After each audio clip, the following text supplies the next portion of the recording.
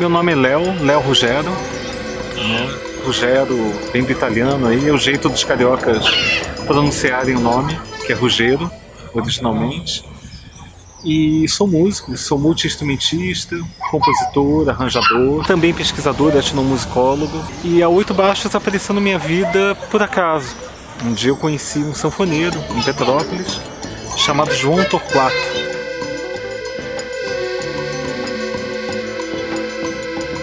João já se foi, já fez sua passagem, mas nos tornamos grandes amigos. Eu levava meu violino à casa dele, ele adorava violino, e ele me ensinava a tocar os ritmos da região fluminense. Calango, Folias de Reis. E foi essa primeira imersão no Oito Baixos, foi assim. Foi minha amizade com o João.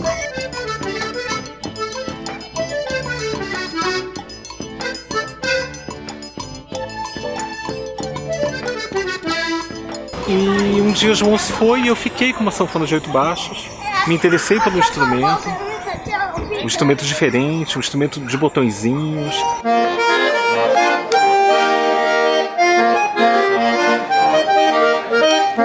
Um instrumento que era diferente do acordeon que eu conhecia, aquele acordeon grande com teclado.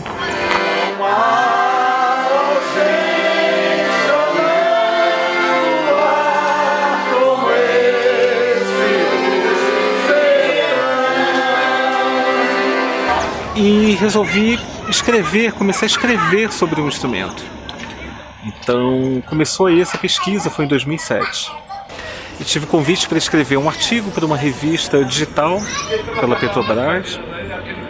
E através desse projeto eu conheci o meu segundo mestre na sanfona de oito baixos, que foi Zé Calixto, sanfoneiro paraibano arretado, que está aí entre nós ainda, no alto dos seus 83 anos. Tocando ainda sanfona de oito baixos. Para muitos ele é considerado como o maior sanfoneiro de oito baixos de todos os tempos no Brasil. Se tornou uma referência do instrumento por tocar um repertório que normalmente não é tocado nessa pequena caixinha de madeira.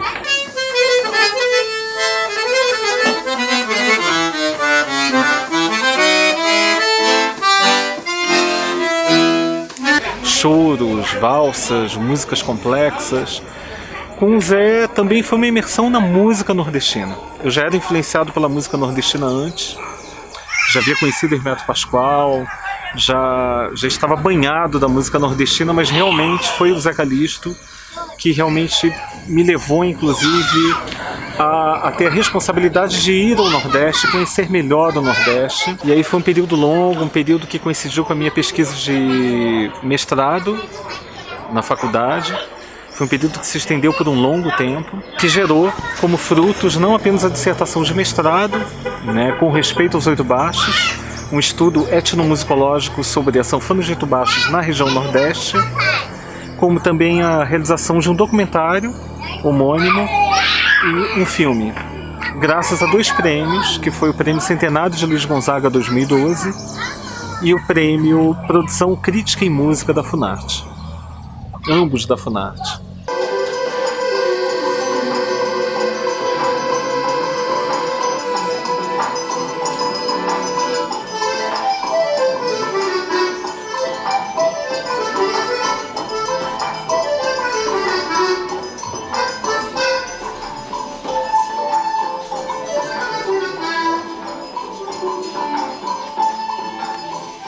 Foi no ano de 2007 que tive a sorte de cair, em minhas mãos, um disco do sanfoneiro paraibano Zé Calixto.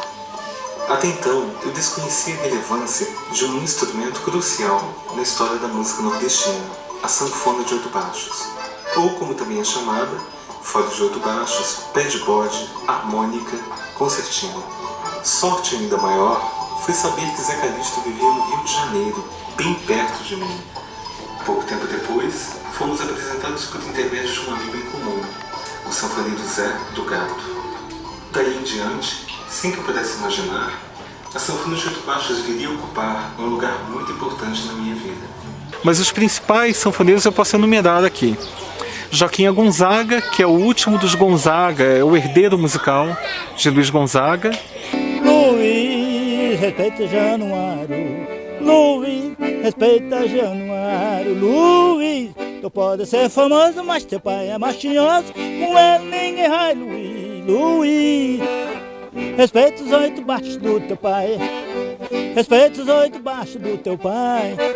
Respeita os 8 baixos do teu pai. Sobrinho de Luiz Gonzaga, ele toca 8 baixos, ele começou tocando 8 baixos, ele é o apresentador do filme, digamos assim. Eu coloquei o Joquinha para falar sobre a família Gonzaga.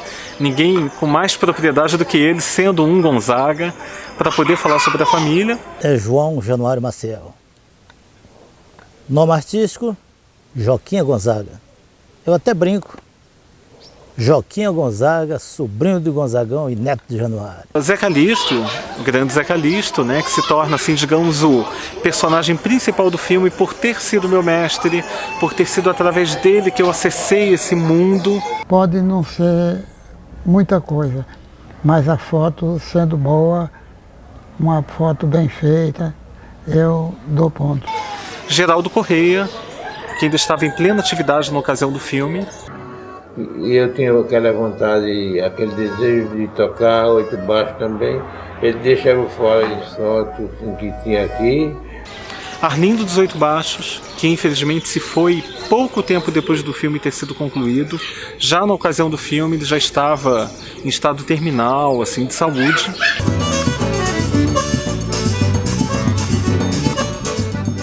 Jovens como o Toinho da Mutuca, Antônio da Mutuca, que na ocasião do filme contava com 27 anos. E vão tocando já há 17 anos já que toco. Então um dos novos expoentes mostrando que o 8 baixos, que o ronco do pequeno fole de 8 baixos continua a ressoar, né, em Pernambuco.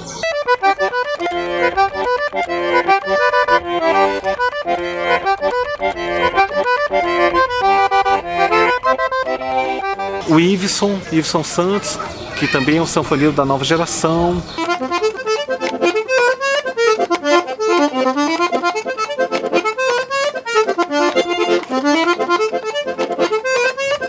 E outros sanfoneiros ainda.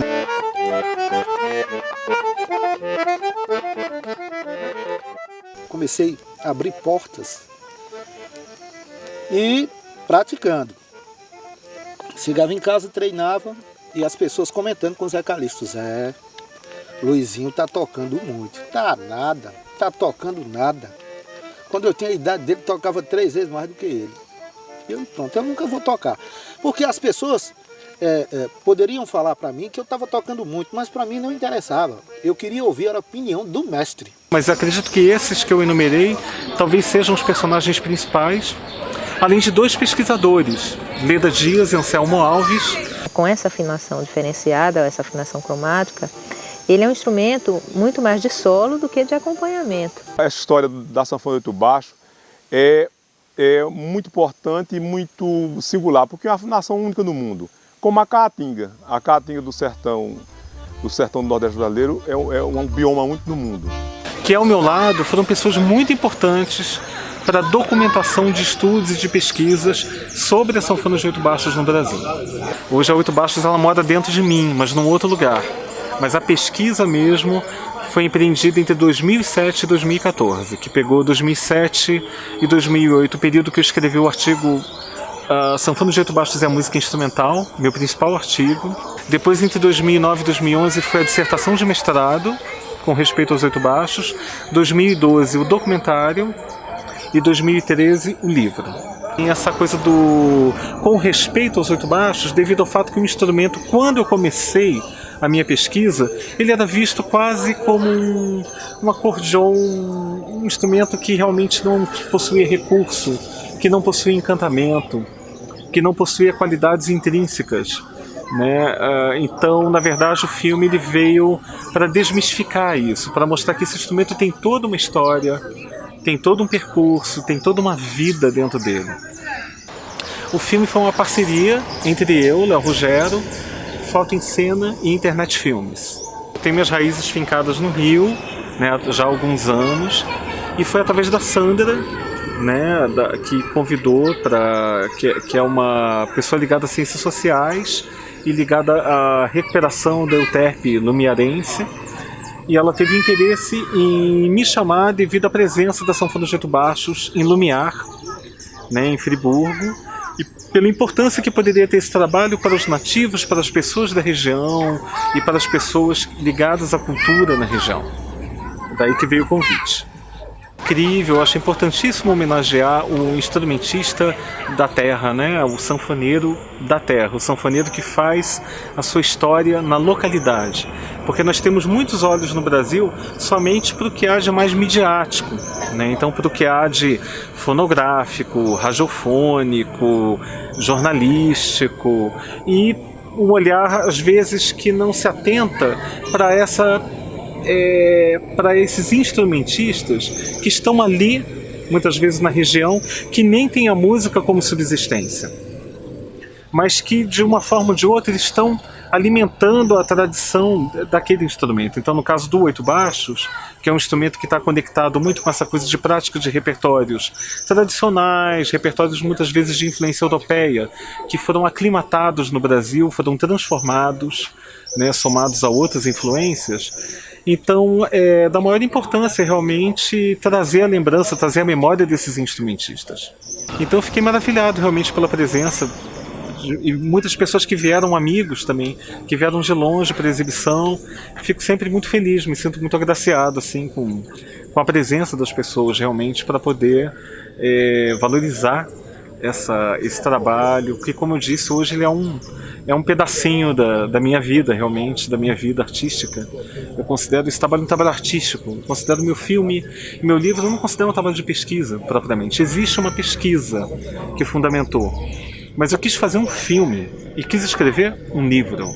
Então, assim, não quis escrever um documentário acadêmico, etnográfico, produzir um documentário meramente etnográfico, e nem quis escrever um livro que morresse numa estante pela dificuldade, pela aridez das palavras.